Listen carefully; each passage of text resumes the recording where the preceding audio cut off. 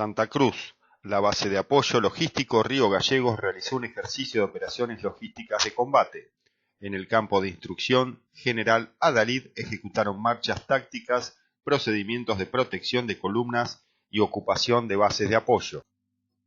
Cambiando de información, el día martes visitaron las instalaciones de FADEA Daniel Filmus, ministro de Ciencia, Tecnología e Innovación de la Nación, y Raúl Kulichevsky, director ejecutivo y técnico de la Comisión Nacional de Actividades Aeroespaciales.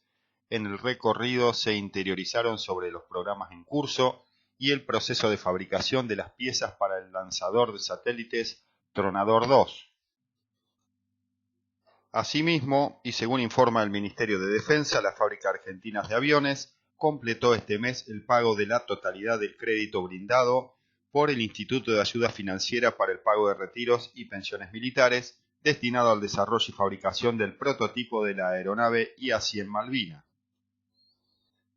Recordemos que a inicios de 2020 el Ministerio de Defensa, la Fuerza Aérea Argentina, FADEA y el IAF firmaron un convenio estratégico de cooperación para desarrollar proyectos conjuntos a fin de contribuir con la producción nacional y la optimización de los recursos en materia de defensa.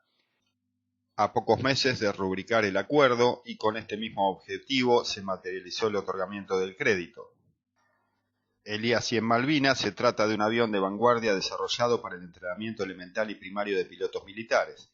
Es una solución moderna y eficaz en la formación de los nuevos aviadores al contar con una estructura robusta de material compuesto, con cabina digital y motor acrobático certificado bajo normas FAR 23, lo cual permite satisfacer las elevadas exigencias requeridas en las primeras fases de vuelo.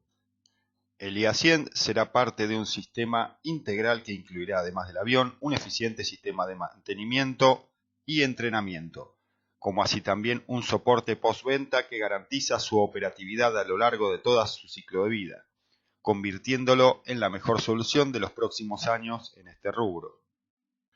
El préstamo de $2,5 millones otorgado por el IAF fue el primero en la historia para financiar el desarrollo de un proyecto vinculado a la industria para la defensa y constituyó un sustantivo aporte a la industria nacional y al desarrollo tecnológico argentino.